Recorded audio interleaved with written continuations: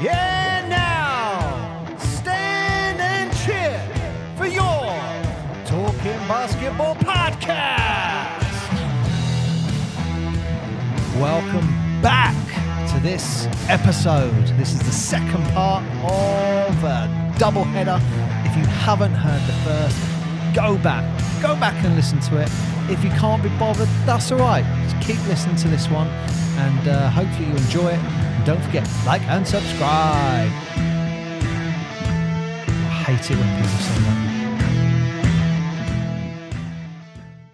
Oh, right. So it is that cutthroat. It's like you're out for 6 weeks. See you later. We've got someone else in. Yeah, at the time, obviously, I wasn't playing a lot. So if it had been someone like Colin out for a season, then you've got to get someone else in the same way that the previous season, I think Joel Moore got injured, which is when they brought in Jose Slaughter, who played for Indiana Pacers. That's the picture that I've done. He's the one D'ing up Larry Bird. Jose Slaughter. Such a great name.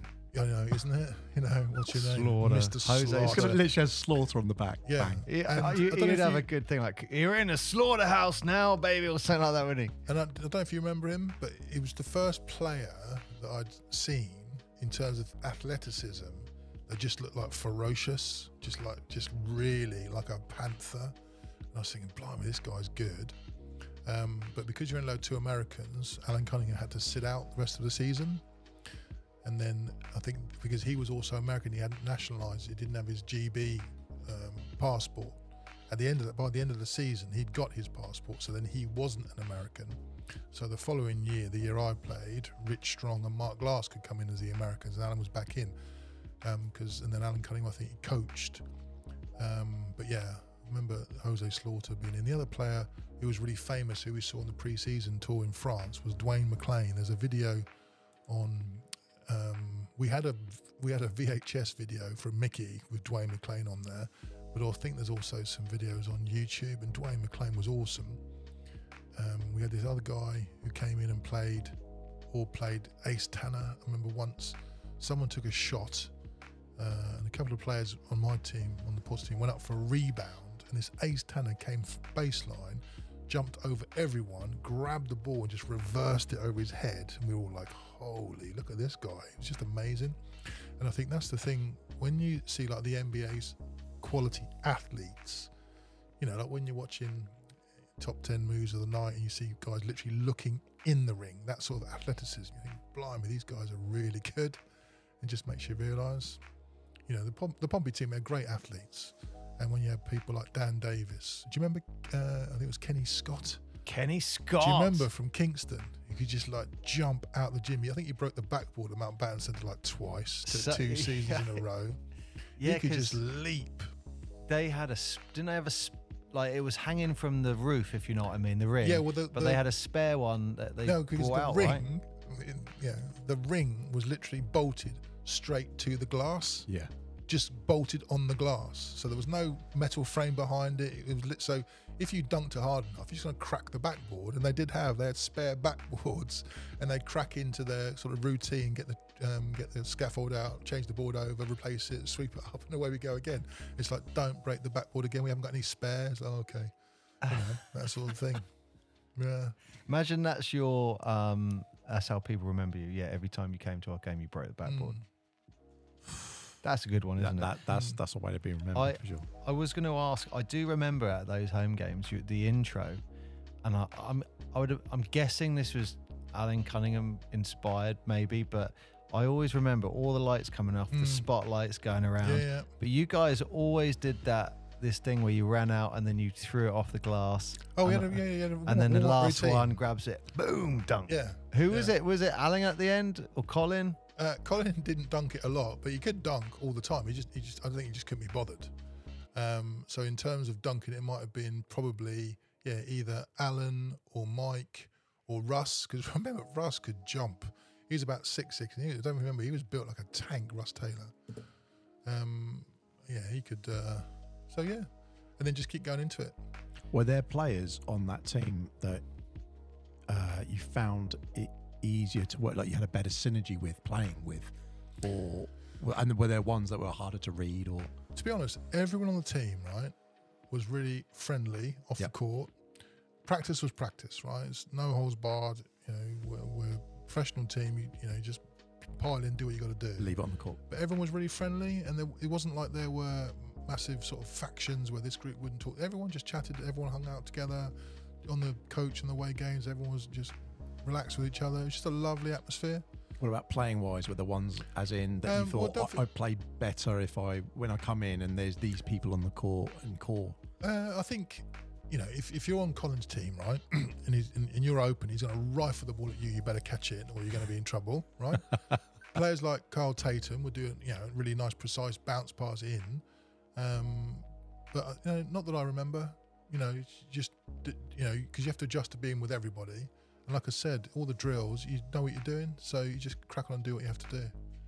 Yeah, that tone that you talk about, like the actual power and speed of the ball, just from passing, that filtered down. Like everyone was watching you guys do it. Yeah. And then like when you got asked to turn up to the Monday night sessions, you know, I remember Martin Dowdall passing me the ball once, and it was like the first time I caught the ball, it's like my hands are bright red. It's like, wow. And you drive through the key or just go down the baseline and someone boom and it's like that first session is a wake-up call on a Monday night.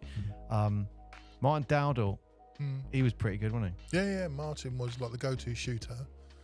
And in terms of the juniors, and it was like Martin, because Martin had the best three-pointer in our team. Macca's had a great three-pointer as well, but Martin was sort of the point guard shooting it. And it was literally in the juniors, like, Martin, you shoot and we'll rebound. So, and same at Solent Stars.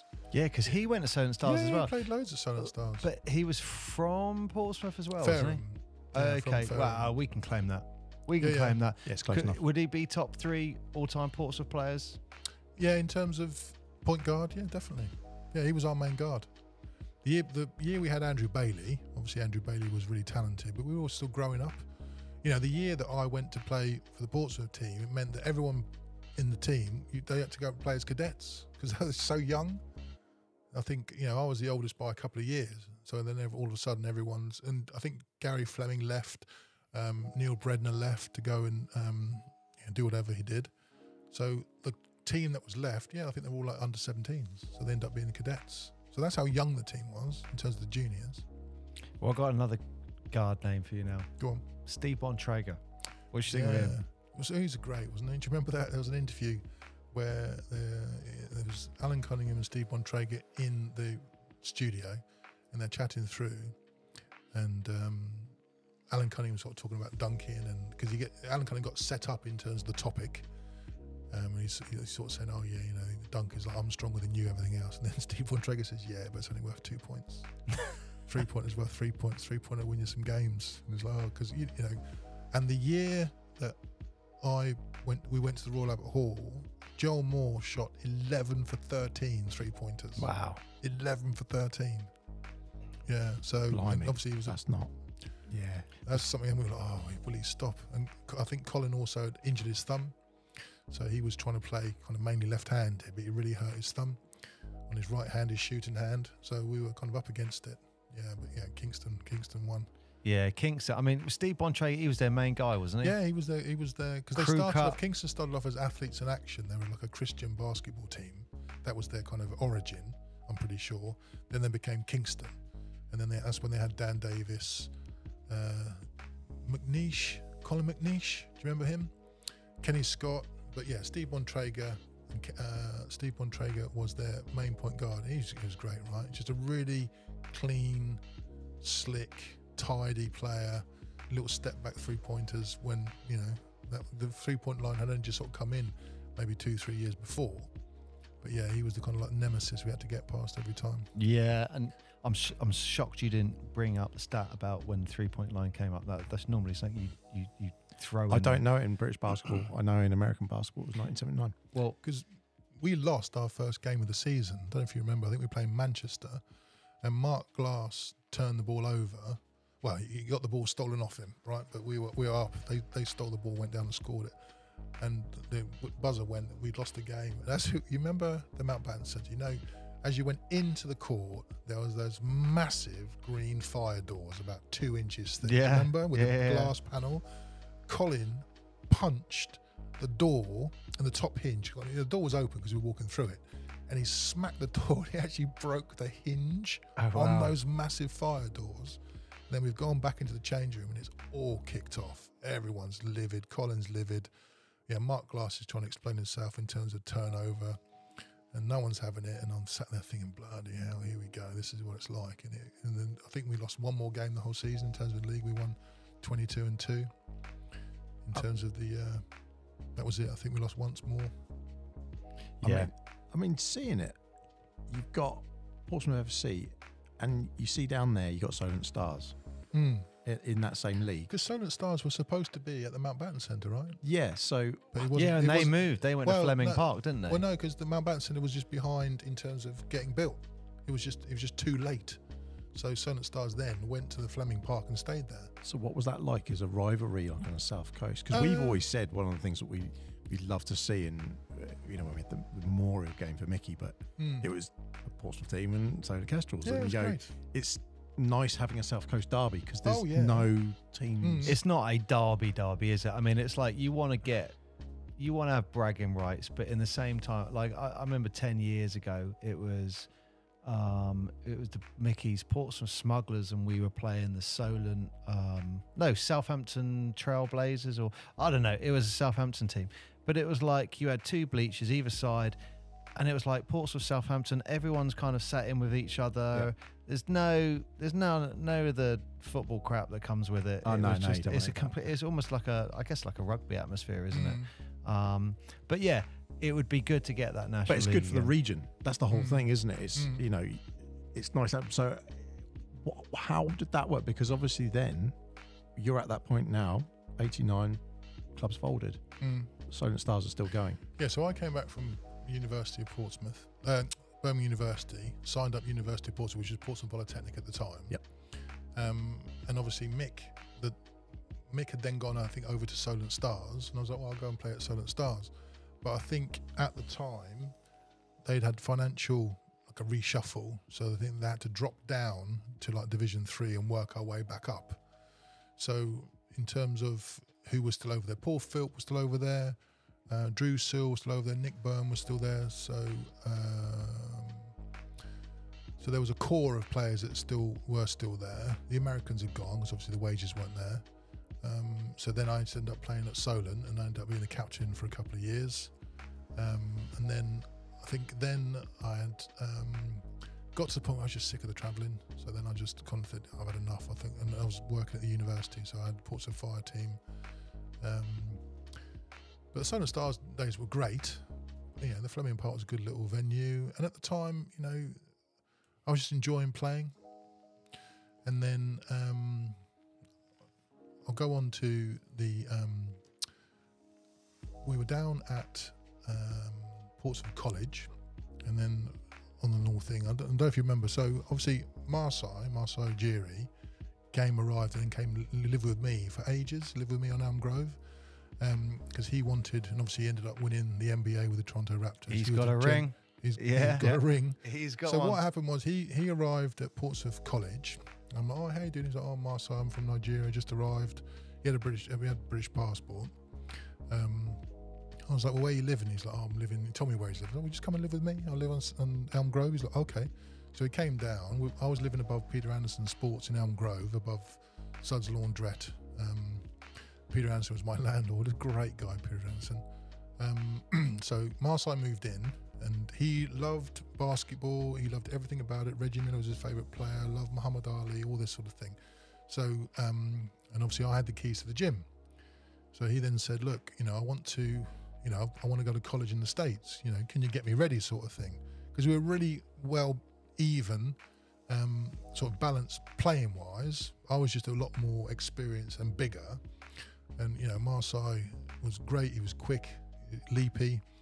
So we just spent all summer training, because I'd finish at 10 o'clock. Marseille had a job working the tennis courts down in Southsea, the seafront tennis courts. Yeah.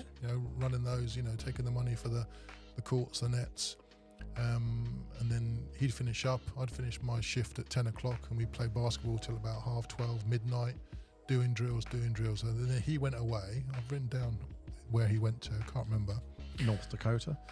Yeah, whatever I've said. Bismarck State College. That's Wow, it. just to go back, those tennis courts. So the guy who was organising those tennis courts Ended up winning the NBA. is future president, President, vice chairman, yeah. president of Toronto Raptors. Yeah, general manager, Toronto Raptors. Yeah. Jeez. So, and the funny thing is, so Marseille lived with me. His mum came and lived for a while. His sister Mena lived down at the end of Elm Grove separately. She was doing a nursing thing.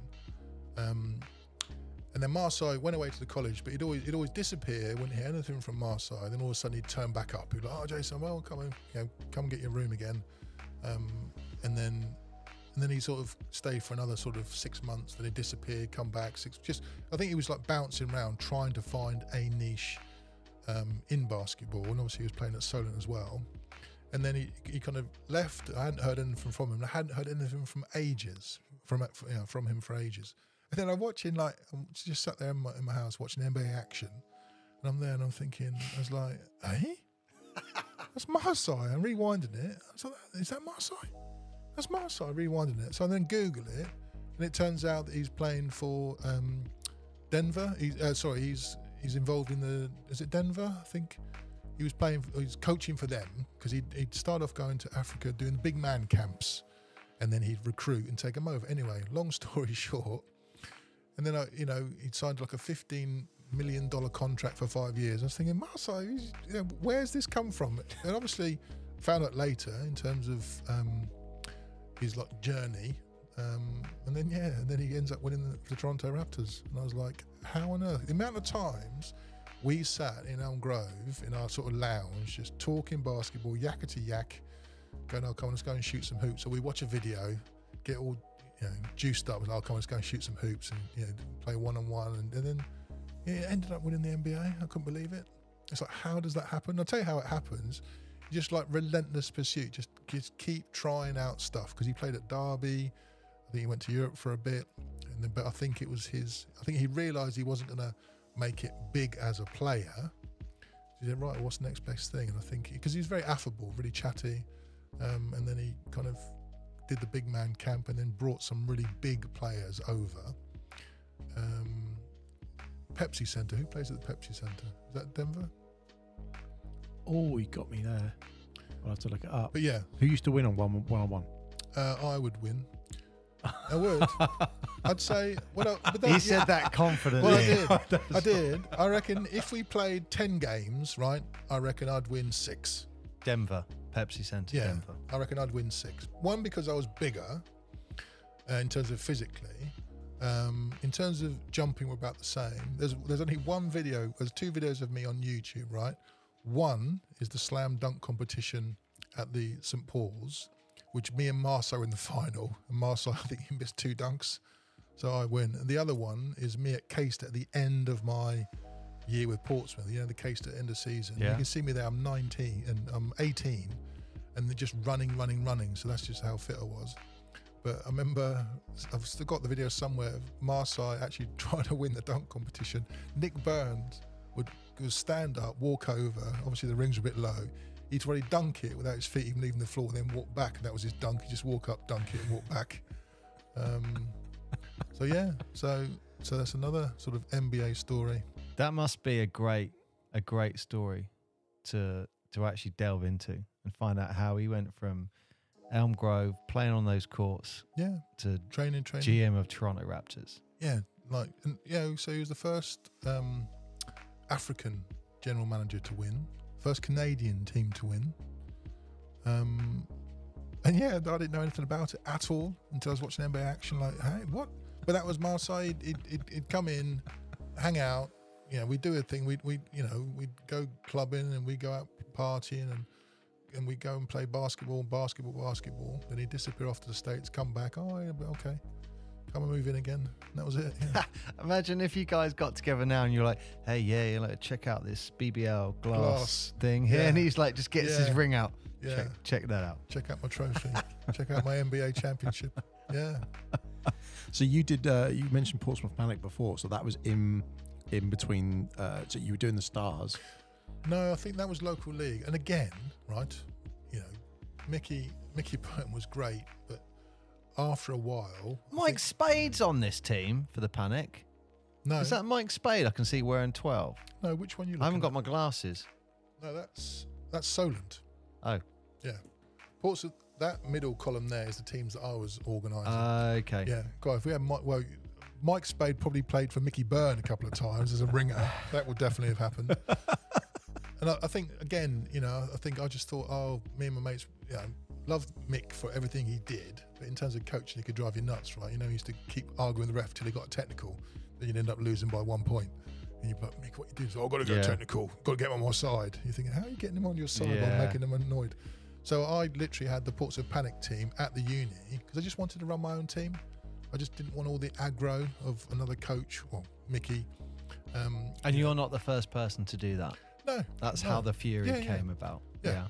Would it also surprise you that someone else was trying to get a bit of a wind with the referees at the very recent game, weren't you? Because at the recent game on Sunday. I attempted, but it was just for that exact reason. Well, Mick always used to say, if things aren't going your way, get a tea and just sit back and watch what happens. Sometimes it goes your way. Just as Jason's saying that, I'm going. Which to me is like, really? On what planet is that a good idea? Mick was wind the refs up. He was a double-edged sword, though, wasn't he? Oh, you can't knock Mick, right? Because without Mick, there was no basketball in Portsmouth. There'd have been no junior team for me to play on. There'd have been no me playing for Portsmouth Football Club basketball team. There'd have been no local league stuff. It just wouldn't have happened. Yeah. So, you know, take the rough with the smooth. If there was no basketball without Mick, and the choice was Mick or nothing.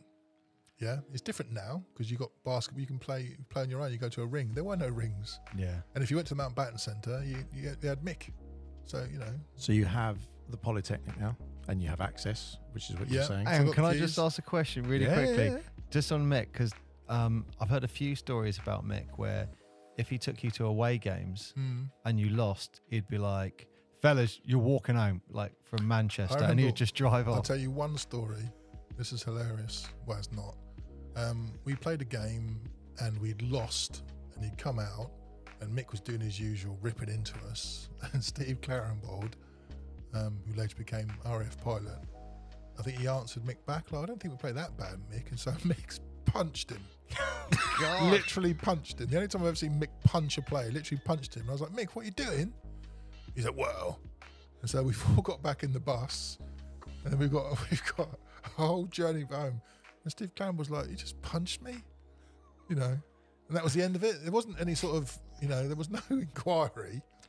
Just like, Steve Clam got punched. Never seen Mick punch anyone ever again. Don't get me wrong. If a coach did that, he'd never coach again nowadays. Yeah, exactly. Yeah. But probably, Mick had his, he had his finger in every pie. So if he probably did appeal, it'd probably be Mick that heard the appeal. Well, you asked Mick to come Mick down. Mick would be like, "We're here didn't today to determine if I punched you." Yeah, and I didn't. Case dismissed. Yeah, next. Yeah, but you got Mick down at Fun and Fundamentals, didn't you, with the little kids? And then I heard you on the other podcast. So you was ripping into him. You had to wind him back in. Like, it was like, "Mick, can you help me out?" And then he turned down within 10 minutes. 3 kids were crying. I was like, "Mick," and he's like, "Get out! They can't dribble with the ball." I'm like, Mick, they're 9. You can't scream at them like this anymore. Like that was like different maybe era. In the 80s or the 90s, era. Not now. No. But when you've put it, I mean, just looking at this plethora of stuff that you're doing, it really reminds me of the conversation we had with Steve Davison, where he was talking about one of the best times that you ever get to play basketball is when you're in college or you're around studies or university, because you've got access to courts all the time, and you could literally just pick a ball up, just off you go and play. Yeah, every day. Yeah, totally. And luckily, I had good players who came to university to play, to study, and we had good, solid players, local league around me that I grew up in. So if I organised a scrimmage and invited a few of the university players to come along, it'd be a really decent standard. Then every now and then Colin would turn up, or Mike Spade would turn up, or amazing. And it'd be good fun. It'd be just hard, and we play all summer. But I think people forget. I didn't realise how tall Martin Dowdall was. Look, he's standing next to Colin Irish there. Yeah, he might be on tiptoes. No, Martin's about 6 foot. 6'1". Oh, he must be on tiptoes then. Yeah, well, If he's standing next to Colin. If you're at the back, you got to go on tiptoe, right? Yeah, that's what I always did. Yeah. Stand at the back, so everyone thinks, oh, he's one of the tall ones at the back, and then I go on my tiptoe because I'm No, an I idiot. think Martin's about 6 foot, 6'1". Where's he nowadays? He's not around the area, is he? I think he went to work in Houston. I think he's been out in the States for ages. Yeah, I mean, when I say ages, I don't know if he's back, but a good, I don't know, 20 years, I'm guessing. But this timeline, looking at it, basketball is all consuming. Yeah, but I think it can be. Yeah. It can easily be with the amount of travel you said, and then you've got the practice sessions, and then if you're doing Solent Stars, but at the same time you've also got Portsmouth Panic set up, and then you've got other bits. And but it's only hard work, right? Yep. If you're not enjoying it. If you're enjoying it, because I was running my own team, it was great fun. And in terms of like Portsmouth Force, I mean, obviously I set up Portsmouth Fire Division 3. We did that for 2 years. We won the league twice with my mates and a couple of players that I'd met in playing local league, like Paul Cummins and Paul Dorwood, who were really good guards. Just guys I just thought, actually, when you're playing against them, they're a nightmare. It's like, right, I'll have those on my team because they're a nightmare to play against. McAvoy was in that, wasn't he? Yeah, Maccas was there. I think my brother was in that as well, wasn't he? Yeah, I think he was, yep. And I had the junior team, but I think this is the thing. It's like, because I was doing my thing, because I wanted my own team, because I wanted to be in charge of it. I didn't want all the grief. I didn't want all the coaching grief. Just wanted my mates playing our ball.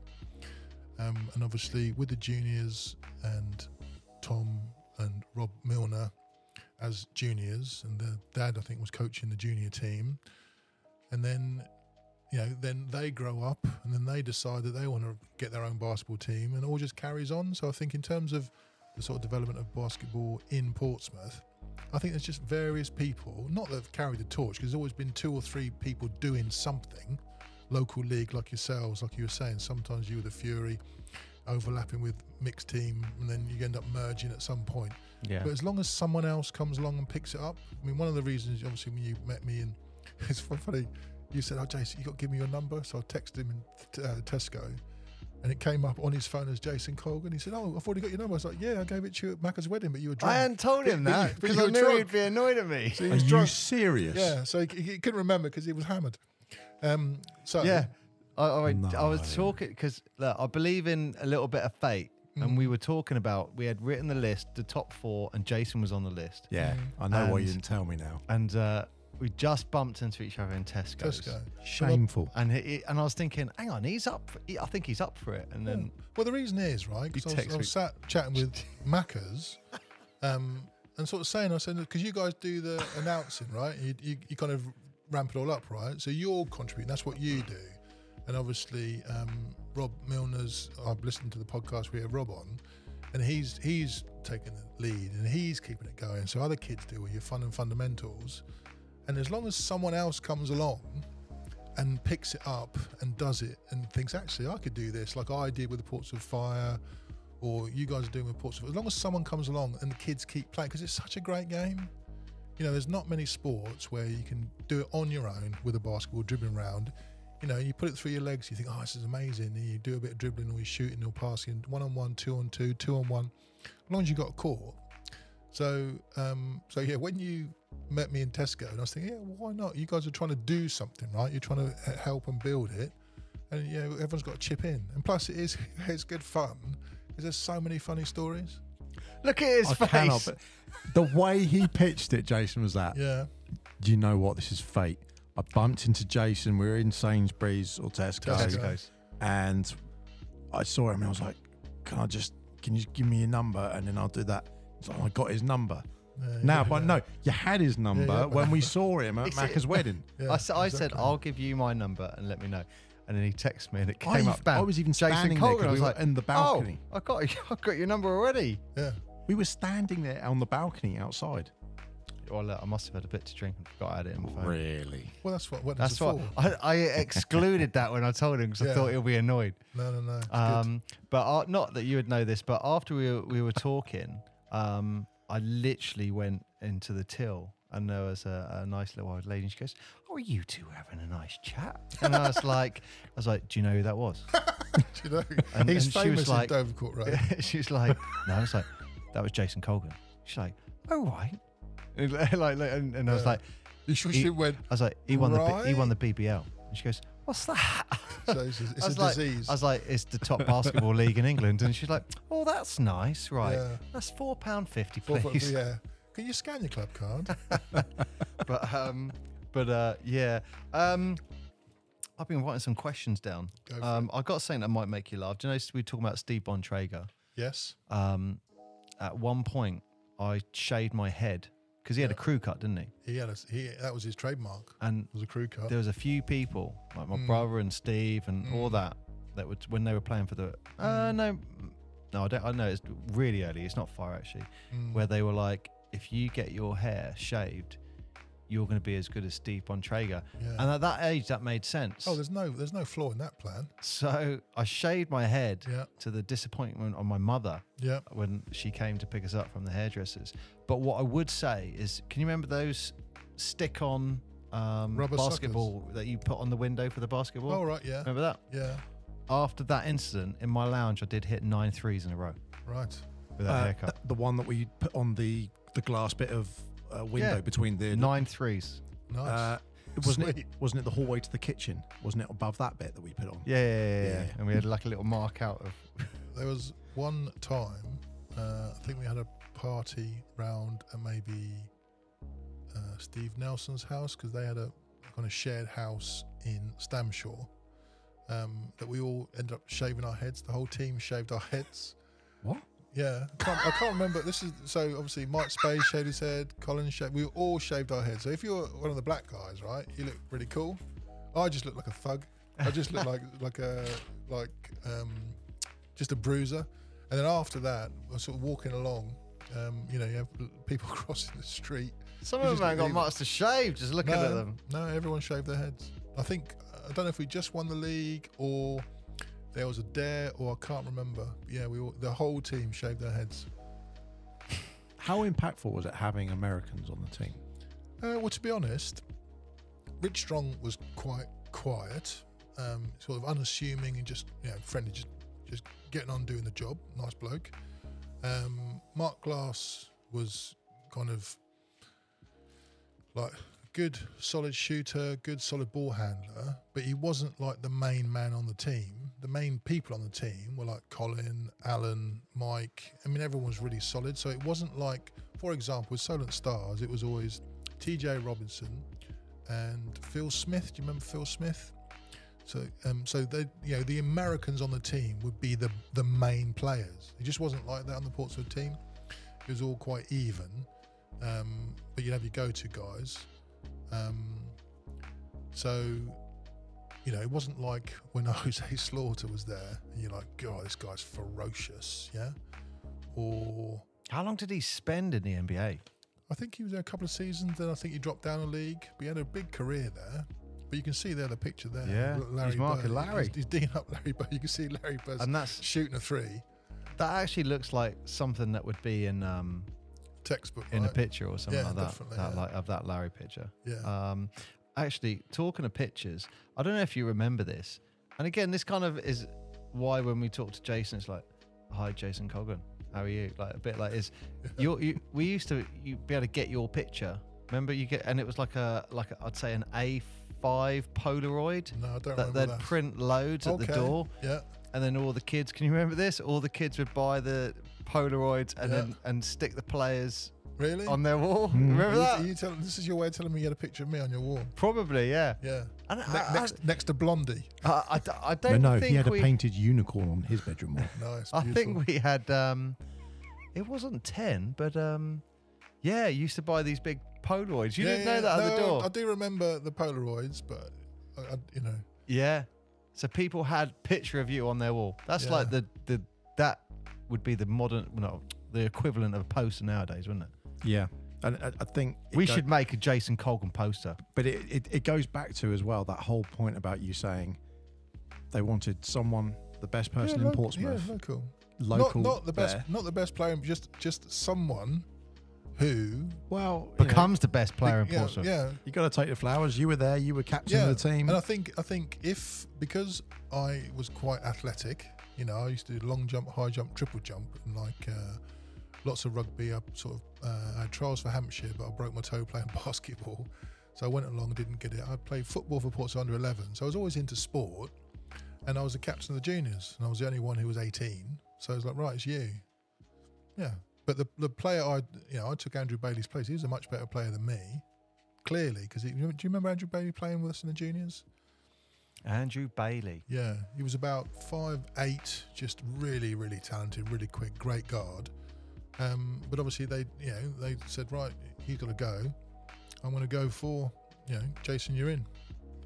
And you were talking about Americans and stuff like that. Is you played a US college team at one point. Do you remember that? Yeah, we played the Pac-10 All-Stars and we beat them. I think we beat them. We also played the USS America. The USS America came along, rocked up in the harbour, and then they sent, it's hilarious, the USS America, so they've sort of phoned the Navy. Obviously Mick was connected with the Navy and said, can the USS America, the basketball team, come off and play you? We were like, yeah. So they've come off, and obviously I think Colin turned up, Alan turned up, I turned up, like mixed space. So they don't realise they're playing the England team. And I think we spanked them by 40. But obviously, if you're on an aircraft carrier, the most you can run in a straight line, unless you're on deck, is probably like about 3 meters. So yeah, spanked them off the court. They were like, "You guys are quite good." So yeah, we've had a little run around. And it was around this time. I don't know if you played in it, but did you ever play on an aircraft carrier? No, but we played against the USS Nimitz as well. Okay. Yeah, that was always in Collingwood or Temporary or some, one of those. Okay. Yeah. So Jason, you were talking about the Portsmouth Fire earlier. Do you know what I'm going to say about the video? No. Jason was so disappointed in me. Do you know what I'm about to say? I've got a feeling I do. So the very first... Is this catharsis? We're going to end up hugging? This is the very first National League game for the Portsmouth Fire. Juniors, you sound about? No, your game. Yeah. I turned up. There's a lot of us there to watch. You're not going to make me cry. And you went, Paul, I need you to climb up there on this kind of... This is at St. Paul's. Right. And then, remember at one end there was like... I want to say like a roof. There's a balcony. Yeah, the balcony. You used to go up the kind of windy stairs. You'd end up on the balcony. Right, other end. Okay. There's a little that flat roof bit. There was. I think that's where all the storagey stuff, wasn't it? Yeah, or the boiler was in there. There was a bit on that, and you went, Paul, I've put a chair up there. Yeah. And there's a camera and a stand. Right. And I need you to film the game. This is the first Did you leave the lens cap on or something? The Portsmouth Force game. Now I'd been watching Portsmouth Fire game. I was like, okay. So I was doing it, and then as I was doing it, I'm getting really into it. So I'm zooming in on the ball. I remember, at the start, and I'm zooming out, and I'm getting nauseous watching it. What did I say to you when I actually saw you next time? You're like, hey, Mr. Zoom in, zoom out, Mr. Digital guy. You did a great job. Yeah. There's me trying to work out if the play's working, and we're looking at someone's like shoes or someone's dribble. It's like completely. But I remember at the start of the game, I wonder, I should have commentated. That would have been funny. But it was on the ball, and I zoomed out and was just like zooming in people's faces. Like I in my mind, I'm making dazzling dunks and basketball bloopers. Oh yeah. And shooting his first music video. There was a button, and I don't know what it was, but it digitized everything. So the only way it's like start, stop. That's the only way to like staccato, just like the special effects. The only special effects button was it? It would have been a JVC VHS, because I remember I used to sign it out from the uni. I think I literally, you could have just left it at. It had a button, but I didn't know what it did. Well, I pressed it, and it looked really cool. It looked like something from Dazzling Dunk. Did I ask you to do it again? No. Oh. And I realised it looked really cool. One job. Someone was like driving to the basket, like on a steel or something, and I'd go, digital button. I'd be like, what a great effect. I'm thinking he's going to love this. Yeah, this is great. He's going to be so happy with me. Like they said, what are you doing? No, you're like, hello. It was like, you want like, all right, Paul. It was like, hello, Mr. Zoom in, zoom out, digital man. How are we? Yeah, you never asked me to do that again. I might still have the tape. Oh, that'd be funny. That'd be funny. Oh, that'd be so funny to get that. If that is around, we've got to watch that. Oh, yes. Yeah. Oh, that was funny. I just remembered as you were talking about the fire. The other thing I wrote down as you were talking was because there was a link with Portsmouth FC. Did you ever get any like privileges? Did they ever say go to any game you want to go or anything like that? I think if you wanted tickets, we could. But obviously, most weekends we're either playing, Of course, or we're away.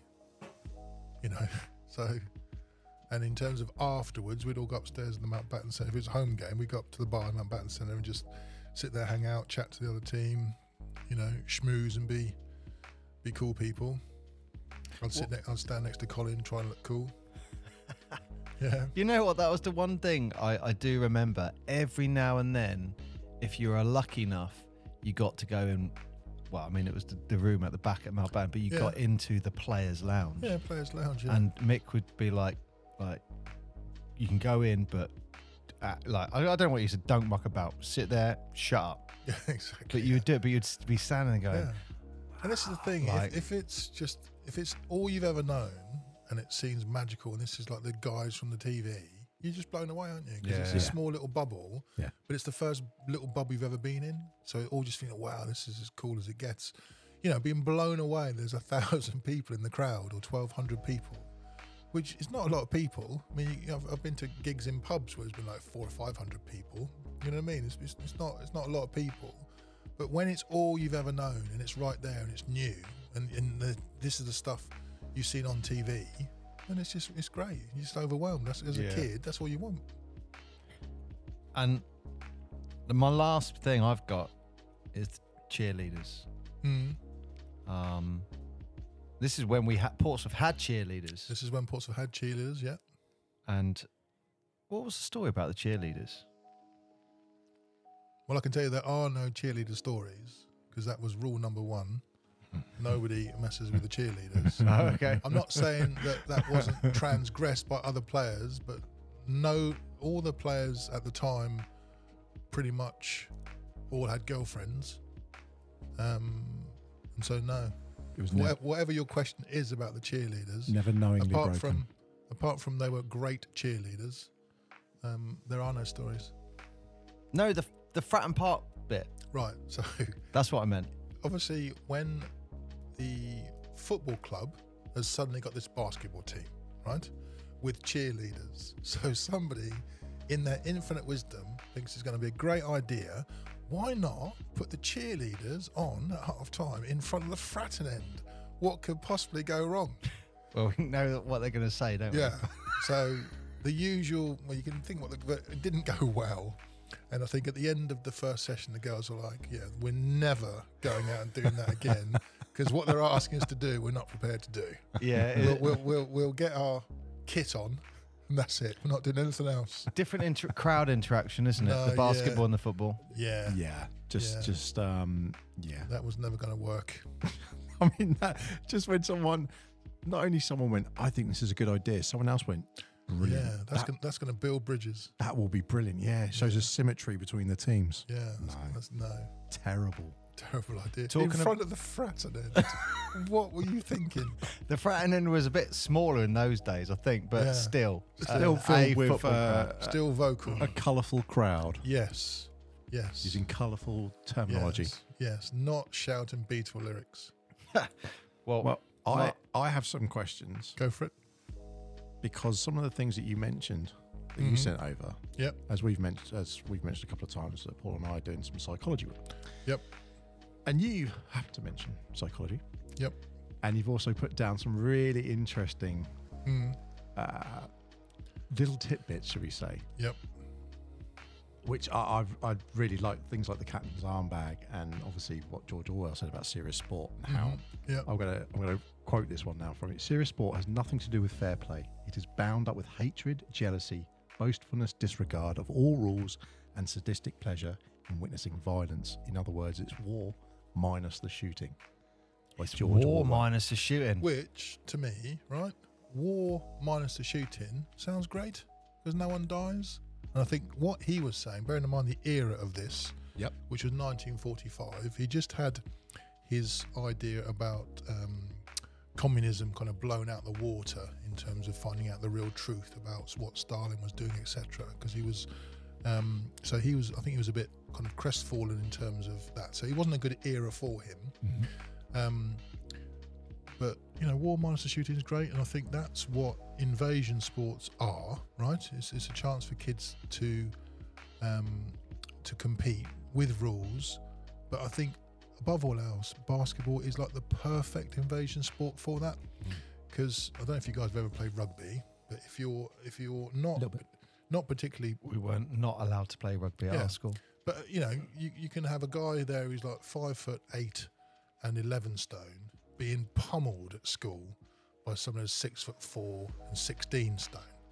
So if you're a thug or a bully in basketball, you stand out straight away, don't you? It's obvious when someone's a thug or a bully, or they haven't got any talent. So I think in terms of an invasion sport for like basketball, or basketball as the invasion sport that's safe for people to play, everyone can find a niche. Obviously Steph Curry has just, made his niche. You've got any somatotype you've got, any body style you've got, whether you're really athletic or not, it's a safe sport. And I think that's why basketball has been really good to me. I think that's why I've really loved basketball. When Michael Jordan started, he was my hero because he was really athletic, but he played clean. The Chicago Bulls were a really clean team. The Detroit Pistons, boo, were the bad boys because they were thugs. The New York Knicks were like tough thug teams. But I loved Michael Jordan and the Chicago Bulls because they were just about pure basketball. And I think that's why I kind of fell in love with basketball. No guesses who you support. Well, it was Chicago. But bearing in mind that I supported Chicago before Chicago won, right? Yeah. It was just because we saw them lose and lose and lose. And then when they finally won, I remember, I think I was probably around Macca's house, and it was Paxson, yeah! We were leaping around, because finally, Chicago had won the championship. It was Detroit. It was like 2 seasons going head to head with Detroit. Was it 2 or 3 seasons maybe? Yeah. But going back to what you were saying in terms of I think that's why it's great what you guys and Rob are doing with Portsmouth Force. It's a great way for kids doing the fun and fundamentals, right? It's an arena where kids can come around and compete, and also can compete to maximum effort.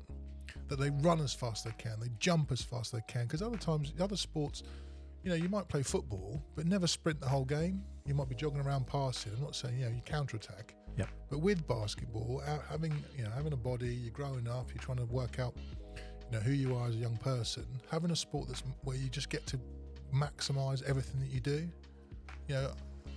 I don't think there's any other that's as good as basketball. And also, I think if you play individual sports like tennis, right? If you win, well, who are you going to celebrate with? Yeah. If you lose, who's going to kind of put their arm around you and say, don't worry? Whereas with basketball and team games, if you win in basketball, you've got 9 other people to just get excited with, go for a curry, go out clubbing, whatever. So I think that's why basketball is such an amazing sport. And I think that's why it's been so great for me. I've enjoyed it so much, having my own team, handpicking my players, getting the kids involved. When I had Portsmouth Fire and I was watching the juniors play, it's like, wow, look what we've done. Because it doesn't take much to create it. You just got to get on with it and get the kit and get the money. And the fact that you guys are supporting Portsmouth Force and there's another generation coming through is great. There's some good players coming, some young kids coming through as well. Because every single kid, right, can now look at the NBA and see someone the same somatotype as them, the same height as them, the same build as them, and be a successful player. It's not where you used to have to be 6'7" powerhouse. You can be a Steph Curry, you can be Jokic, you can be just a regular 6-foot guard or 6 foot. Every single kind of position is available, so everyone can grab their own hero, their own role model, because they look like you. Whereas rugby, unless you're a bit of a unit, you're in trouble, because the first tackle you're going to get wiped out. I switched to squash, right, because when I was about 32, and I really loved playing squash, because squash is, and the guy I used to play against squash with my friend James, again, he's ultra competitive. So again, it was just like a duel to the death, because that's competitive. So I think any sport where you get to maximise it is great, because kids need that. Otherwise, they're just on the screens. And I think there's so many kids. You say to people, yeah, have you ever run as fast as you can for like 20 minutes and jumped as high? No. Yeah, kids. But I think if you get into basketball, well, you can do it all the time, can't you? Yeah. That's what training's about. Otherwise, you don't get a rebound. How would you? If Jason comes to Portsmouth Force games, Yeah. I'm going to make sure he's got a courtside seat. And gets a shout out. I don't think he wants a I shout. don't want to shout out. I'll have a cup of coffee. How would you encapsulate the feeling? There you go. I'll Of get you a someone- cup of coffee if you come to a Force game. Mm. No, I'll get him the coffee. You would mess the coffee up. Go on. The feeling of being on a team. Yeah. How do I encapsulate it? Yeah. Uh, Because I just looking well, at here all we these go. factors, It's you've survived war minus the shooting. If it's a great game, and when I say a great game, I don't mean you've travelled up and gone and played. I mean, even if it's in a scrimmage in St Paul's at 10 o'clock at night with your mates, and everyone knows everyone else's game, and you're all talking trash, and it all gets heated, and someone wins, and it all gets elbows and everything. If at the end of it, you just all blasted yourselves, and we're all born with this amazing body. That I always used to, when I teach, I used to say, if you had a car and you crashed it, and you parked it in the garage, and you closed the garage door, and then 6 weeks later, you went and opened it, and it fixed itself, you'd say that was magic. If you parked a parked like an old Fiesta in the garage, or you had a Fiesta, and the faster you drove it, the faster it got. The sharper you braked the car, the better the brakes got. The more you ragged it, the better the engine got. You thought it was magic, right? But that's what you do with the body. The amount of change you can do with the human body as a kid, 16, 17, 18, 19, by doing weights training, the difference you can do in 6 to 8 weeks is amazing. And some people get to do that and be athletes and run around and enjoy having a body, and some people don't. And I think if you do, and you know that, when you get to my age, 55, you know that when you're in your teens, 20s, 30s, you just kick the arse out of all your sports, really enjoyed it. When you're playing squash with your mate and you're diving around and no one's giving up and it's war minus the shooting, then I think it's brilliant. Because if you don't do that, then you're missing out. You're just missing out. And I think in terms of being on a team, you get to compete, you got that camaraderie. And if you lose, everyone's gutted. And if you win, everyone's elated. And some games you think you're going to win and you lose. Other games you think you lose in the last minute, you win. And it's all that drama and excitement. Where else do you get it? Where else? I mean, I'm asking you seriously, where else do you get that sort of elation, sort of disappointment, other than, let's say, on a basketball court? Yeah, and those stories last years and years and years. Let's say you go to a gig, right? Let's say you went and saw Queen at Wembley. It's amazing, right? And you've had a brilliant time, but you weren't kind of part of it. You were witnessing it, but you didn't chuck you haven't exhausted yourself, right? But in terms of sports, the sport of basketball, everything's like to the maximum. Otherwise, you're going to lose. you're part of something. You're part of something that means something, like you say, whether you win or you lose. I was lucky to do it with Paul and Andy and Steve and Tim and Macca and all the guys, and I was always grateful to be just part of something. Like, I could be sitting on the Pine. I was just happy to be there, drive away to games, win or lose, do a walkthrough, doesn't matter. And it's just you're part of something, and like you say, you leave it all out on the floor, even if you had 2 minutes out on the floor. Because and if the teams are evenly matched, it doesn't matter they're not NBA level teams, they're just evenly matched. So everyone's going for broke. And I remember once we had Alfie Hamilton, we had his brother Rickon on the team. And I remember Rick had pulled up and shot a 3-pointer and it banked in. And Rickon didn't get much court time on our team, right? But he turned to Mickey Bird and went, "Mickey, that was for you." And we just fell about laughing, because it's just, it's just the drama, and yourself, if you're just evenly matched and you win in the last second, it's the best feeling ever. And you feel like for a couple of minutes, like you're champions. On the third minute, you're like, "Oh, okay, I'm trying to go home. We've got a long minibus journey. The crescendo's gone." But all the time you're playing it, it's the best thing in the world. I don't see any other team sport like basketball where you get to run as fast as you can, jump as hard as you can, D up as hard as you can, rebound as much as you can. It's everything's maximal. I just don't know another sport like it where everyone has to do it. Football, play football, it's like 3-1 at the end. Basketball could be like 100 to 102, and you lost in the last second after double overtime. You know, it's just so much happens all the time. Did that guy sub Mick off after he went, Mick, that's for you? No. I called a timeout because we were laughing so much because Rick had just drilled a 3-pointer in front of Mick. Oh, it's brilliant. It's hilarious. There was, I mean, you know, there's a guy we used to play with called Chalky. You know, Yeah, Chalky. I know Chalky. I only found out his name was Simon about 2 years ago. I was like, Chalky, what is your name? He's like, Simon. I was like, oh, never, because everyone called him Chalky, right? Yeah. Everyone. Yeah. I think it was only when I had to give his name for a table. It was like, hang on, your name, like S.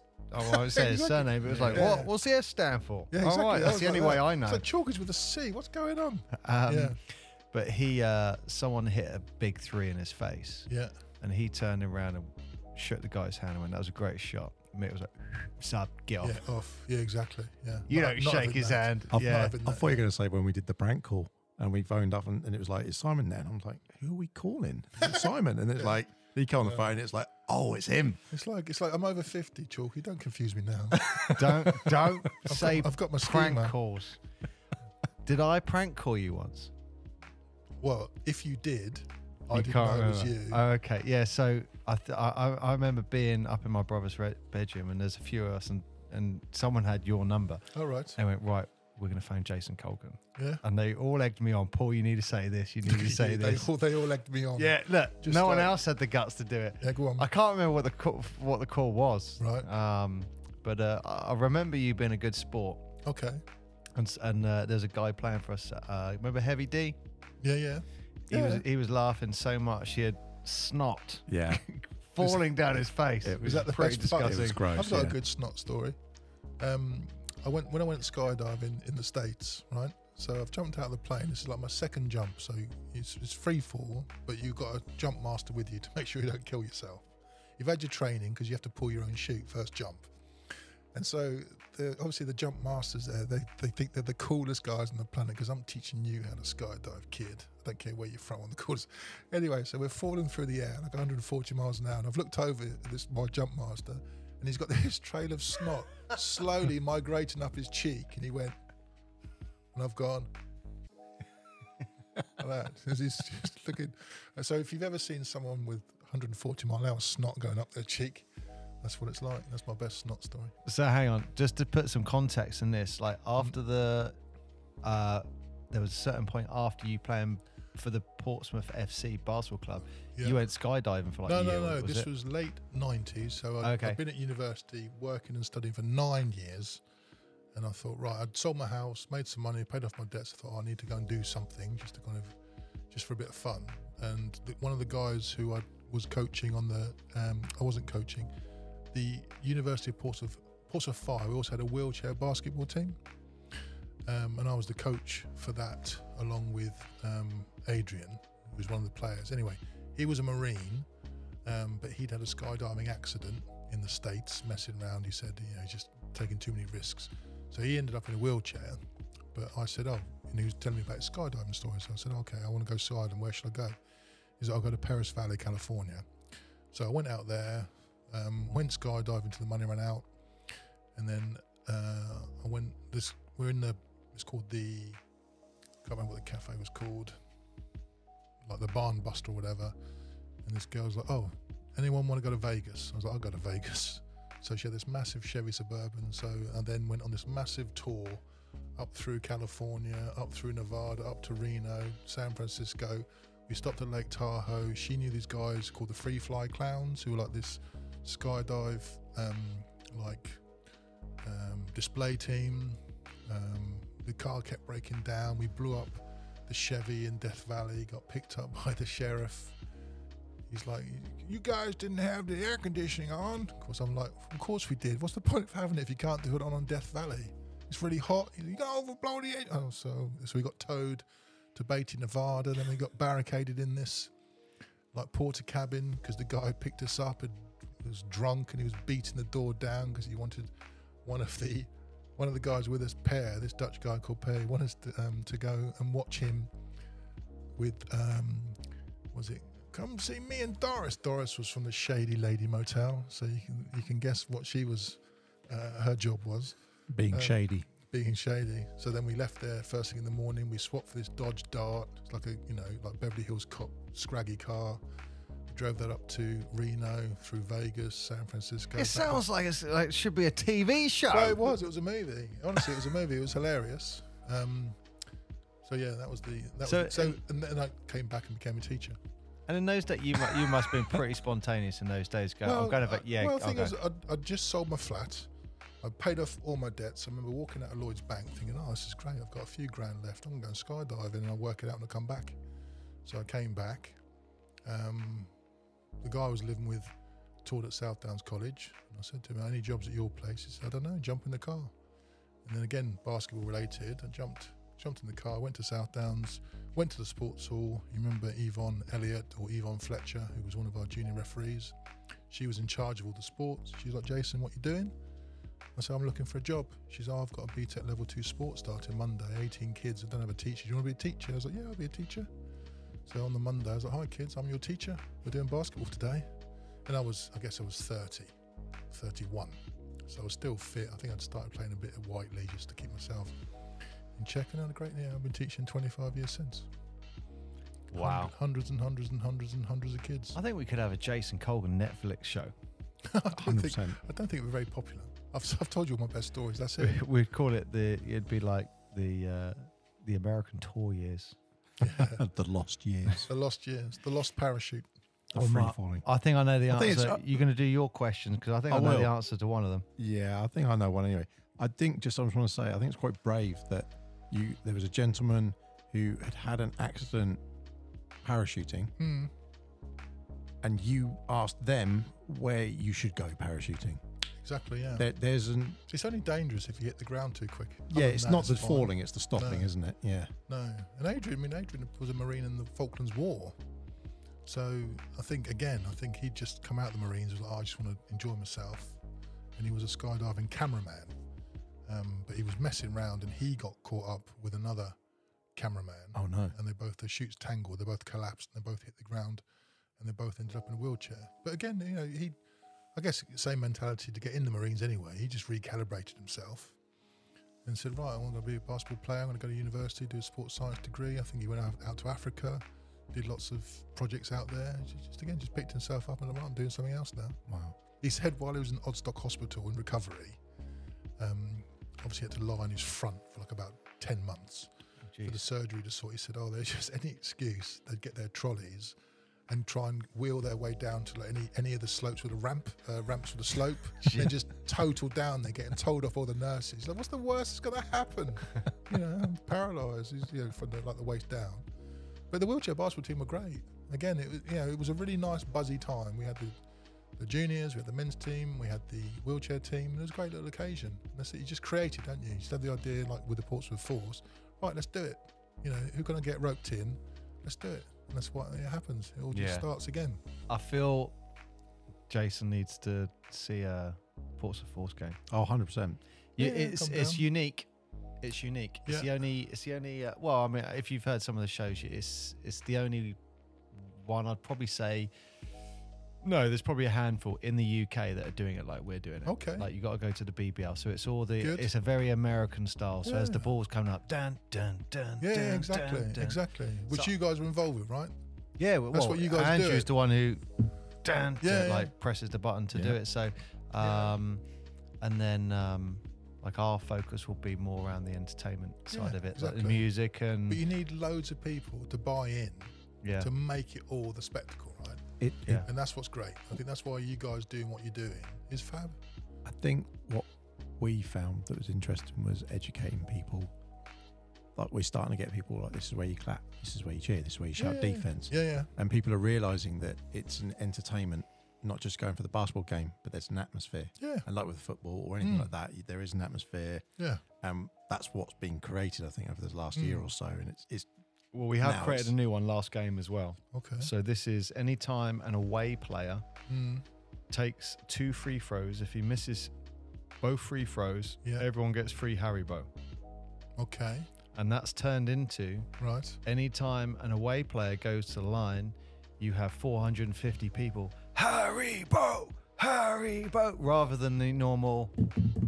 Okay. Yeah, so it's But actually... it's actually sounds so much better. So much better. I like People it. cheering Haribo. And I But the thing don't... is, if you're 7 or 8 or 9 or 10 and you're screaming Haribo, it's the funniest thing of the week, right? Yeah. You're just having the greatest fun ever. You say that, Yeah. but I had to go out and give the Haribo out. It was Okay. like... Is it like one each or a packet each? No, it's they're throwing it out. There's like 5 big bags in it. Like there's probably about 200 Haribos. It was Okay. like having meat strapped to myself. It was like a Elvis. bear cave. Honestly, Right. it was like I walked through and they ripped the bottom of the bag. Is it, and were is it rammed like full. war minus the shooting? Yeah. Yeah, although I was tempted. War with Haribo. Yeah, it was unbelievable. But it was, again, it's great to see people just getting so excited about Yeah, it. exactly. And then, And you got to shout out to Josh. I think it's Josh or John Gooding, Right.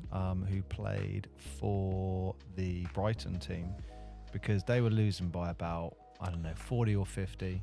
Yeah. He goes to the line with a minute left. Everyone starts cheering Haribo. You know, he just bricks both shots. Yeah, he Just bricked goes, it there, just there like you go. he You did, can yeah. have the Haribo. yeah, Good lad. he definitely, it was like a just chest party thing. But Yeah. So, Mark, your question. well, there's always two questions. The first one, if you've got to give that one shot, I'm writing it down already. yeah, you're going to write that down. Who's the shot? Who's it going to? What do you mean? So the ball gets inbound Yeah. and it's the clutch shot. Give it to Colin. Get out of the way. This can be Any anyone. person Yeah, in I'll give history. it to Colin. Wow. Give it to Colin Irish. Over Yeah, give MJ. it- Yeah, well, MJ would have the ball in his hands anyway. Well, it's not going to go via I've me to written MJ. Colin Irish. No, it's Wow. Colin. No, give it to Colin. Colin Amazing. Irish. Yeah, give I it love to that Colin. because that's someone he's played with, That is Yeah. amazing. I like that. and that he's picked. So we have the second part of it, which is if you could pick your dream team, Yeah. and it's a 5 and pine. So there's 5 and then 1 on the bench. Right. It could be any player that you've ever played with, Yeah. or an NBA player, or Euro basket, whoever. Okay. 5 players. Maccas, Leon White, Martin Dowdall, Wow.